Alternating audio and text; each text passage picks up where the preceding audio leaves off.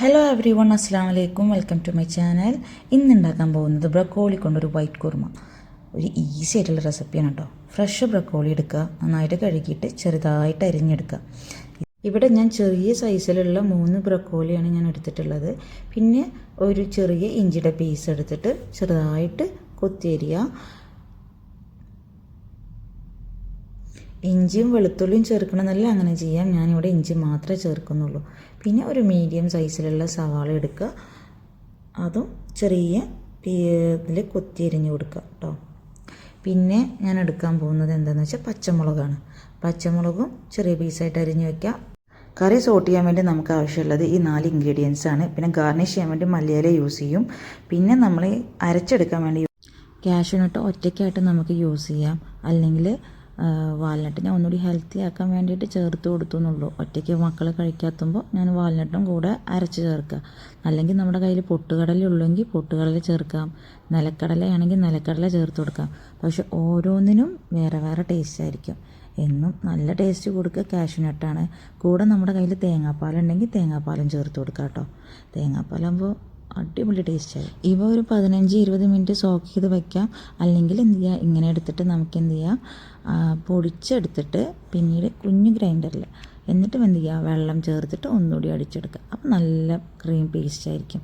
Soak ചെയ്ത് വെച്ചാൽ ഒന്നുകൂടി ഈസി ആയി എന്ന് മാത്രം. ഇനി ചൂടുള്ളൊരു പാനിലോട്ട് ആവശ്യത്തിന് ഓയിൽ ഒഴിക്കുക. ഏത് ഓയിൽ വേണമെങ്കിലും നിങ്ങൾ യൂസ് ചെയ്യുക. റിഫൈൻഡ് ഓയിലാകുമ്പോൾ പ്രത്യേകിച്ച് സ്മെല്ലൊന്നും വരില്ല. എന്നിട്ട് പച്ചമുളക് അരിഞ്ഞ് വെച്ചത് ചേർക്കുക ആദ്യം. എന്നിട്ട് നമുക്കിതിലോട്ട് എന്ത് ചെയ്യുക, ഇഞ്ചി ഇട്ട് കൊടുക്കാം.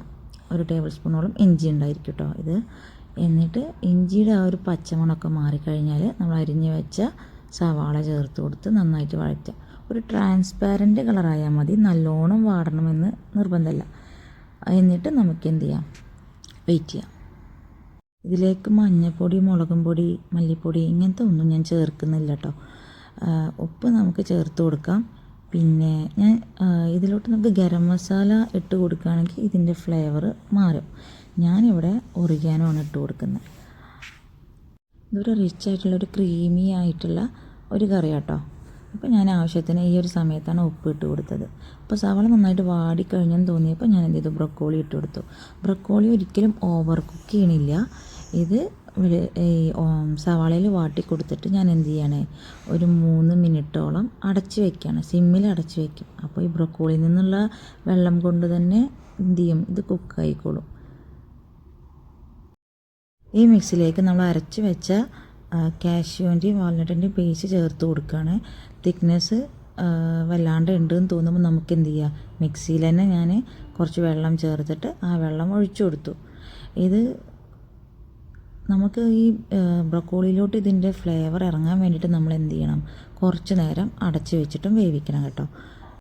ഈ മിക്സിലോട്ട് 1 ടീസ്പൂൺ ഒറിഗാനോ ചേർത്ത് കൊടുത്തു കേട്ടോ. കറിയുടെ എരിവിനനുസരിച്ച് ചില്ലി ഫ്ലേക്സും പെപ്പർ പൗഡറൊക്കെ ചേർത്ത് കൊടുക്കാം. ഇനിയും ഒരു കുറച്ച് നേരം, 1 മിനിറ്റോ 2 മിനിറ്റോ നമുക്ക് സിമ്മിൽ അടച്ച് വയ്ക്കാം. ഭയങ്കര വാട്ടറി ആയിട്ടാണ് കറി വേണ്ടതെന്നുണ്ടെങ്കിൽ അതിനനുസരിച്ചിട്ട് തേങ്ങാപ്പാലോ അല്ലെങ്കിൽ ചുടുവെള്ളമോ ഒഴിച്ചു കൊടുക്കുക.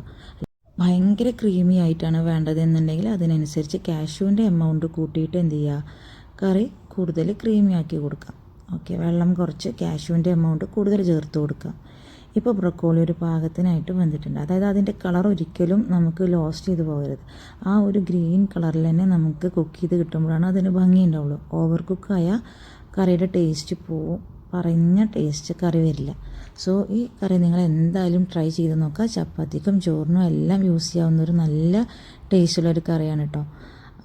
ഇത് റൊട്ടിക്കാണെങ്കിൽ നമുക്ക് ട്രൈ ചെയ്ത് നോക്കാം, എല്ലാവർക്കും ഇഷ്ടമാവും.